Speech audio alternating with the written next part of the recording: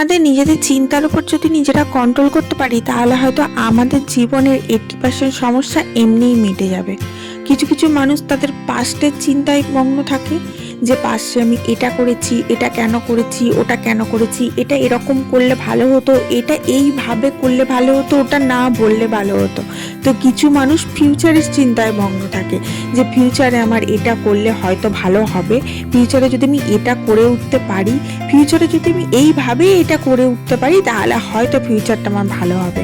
তো কিছু মানুষ বর্তমানের চিন্তায় মগ্ন, যে বর্তমানে আমি যে এই কাজটা করছি এটা কি আমি ঠিক করছি, আমি এইভাবে করলে কি পাবো সফলতা, আমি এইভাবে এই কাজটা করলে এইভাবে কি উত্তীর্ণ হতে পারবো। জাস্ট এক্সাম্পল দিচ্ছি। এইভাবে বিভিন্ন বিভিন্ন ফেজে বিভিন্ন বিভিন্ন চিন্তায় আমরা নিজেদেরকে মগ্ন করে রাখি, কিন্তু আমরা কখনো এটা ভাবি না যে এই চিন্তাটাকে যদি আমরা কন্ট্রোল করতে পারি এবং আমাদের ওভার থিঙ্কিংটাকে যদি আমরা কন্ট্রোল করতে পারি তাহলে কিন্তু লাইফে সত্যিই হ্যাপিনেস চলে আসবে। Hello everyone, this is Ivy, welcome back to my channel ইজেস ডায়েরিজের নতুন সকালে তোমাদের সকলকে ওয়ার্ম ওয়েলকাম জানাই। এবার তোমরা বলবে হঠাৎ করে চিন্তাধারা নিয়ে কেন কথা বলছি।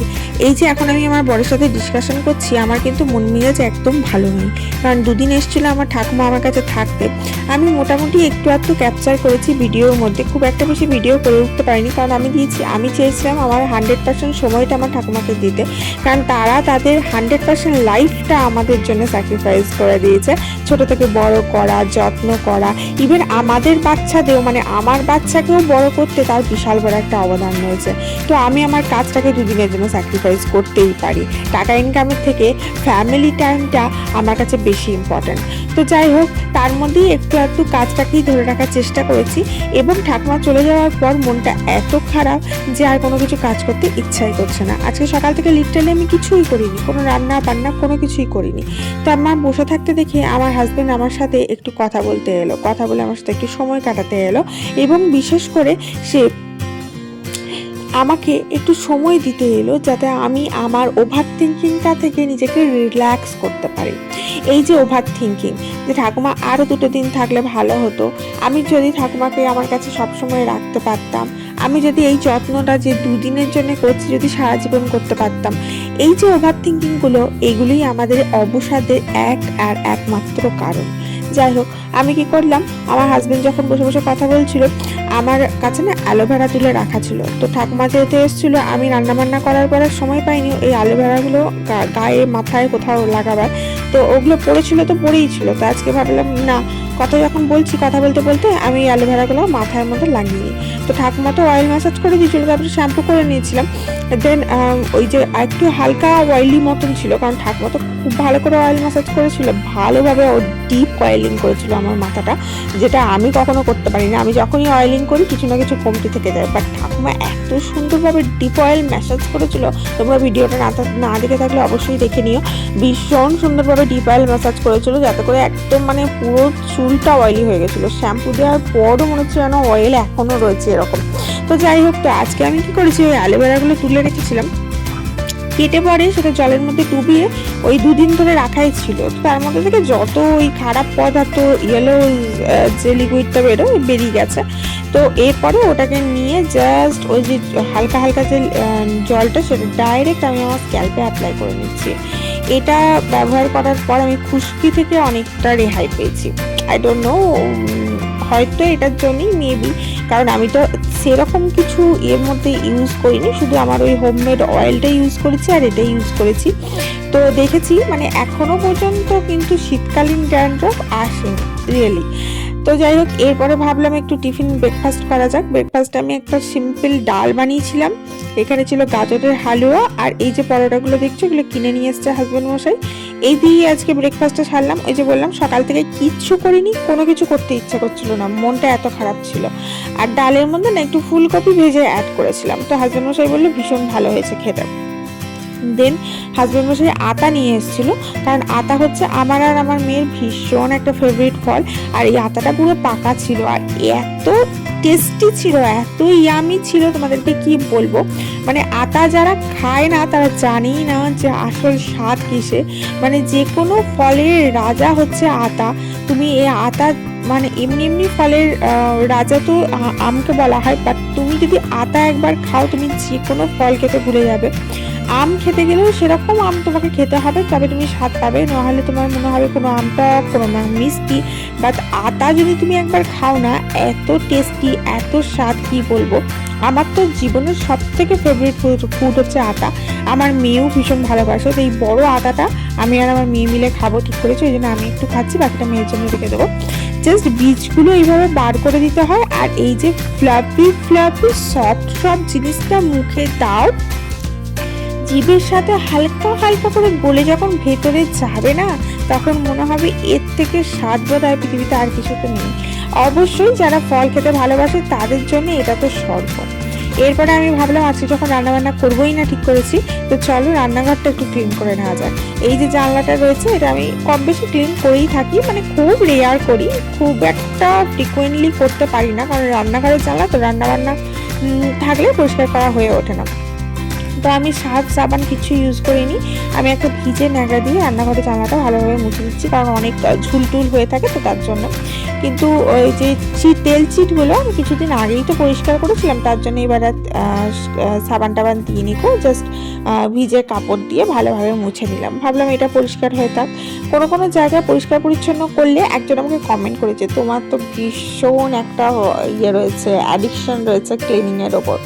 ট্রাস্ট মি, তুমি তোমার ঘরটাকে যদি ক্লিন করে রাখো না, তোমার মনটা এমনি হ্যাপি থাকবে, অ্যান্ড তোমার ইনার স্পেস থেকে যে একটা হ্যাপিনেস আসবে তোমার ক্লিন হোমকে দেখে, সেটা তুমি অন্য কিছু থেকে পাবে না। একটা মেন্টালি স্যাটিসফ্যাকশন পাবে, সেটা তুমি অন্য কিছু থেকে পাবে না। যাই হোক, মেন্টাল স্যাটিসফ্যাকশন পেতে গেলে ভিডিওটাতে একটা লাইকও করতে হবে, ভুলে যেও না যেন। এখনই লাইক করো, ঝটাপট শেয়ার করো, আর অবশ্যই অবশ্যই চ্যানেলটাকে সাবস্ক্রাইব করে নাও, কারণ আরও ভালো ভালো ভিডিও দেখতে চাইলে চ্যানেলটাকে তো সাবস্ক্রাইব করে রাখতে হবে, তাই না? দিল্লি ক্রাইমের সিজন 3 এপিসোডটা যখন দেখলাম, মানে ওয়েব সিরিজটা যখন দেখলাম, তখন মনে হলো দিল্লি ক্রাইমের 1 আর 2 পার্টটা কবে দেখেছি মনে নেই, তো ওটা ডাউনলোড করে দেখা যাক। তো ফার্স্ট পার্টটা আমি রিসেন্টলি দেখলাম, দিল্লিতে যে নির্ভয়া কাণ্ডটা হয়েছিল সেটার উপর বেস করে কিভাবে পুলিশ তার কাজটা করেছে, কিভাবে অ্যাকিউজদের ধরেছে এবং কিভাবে তাদের সাজা দিয়েছে, এবং মেয়েটার সাথে এক্স্যাক্টলি নির্ভয়া কাণ্ডে কী কী হয়েছিল সেই সমস্ত বিস্তারিত ইনফরমেশন নিয়ে দিল্লি ক্রাইম সিজন 1 হয়েছিল, পাবলিশ হয়েছিল। তো সেটা দেখে না জাস্ট বুকের ভেতরটা কেঁপে উঠলো।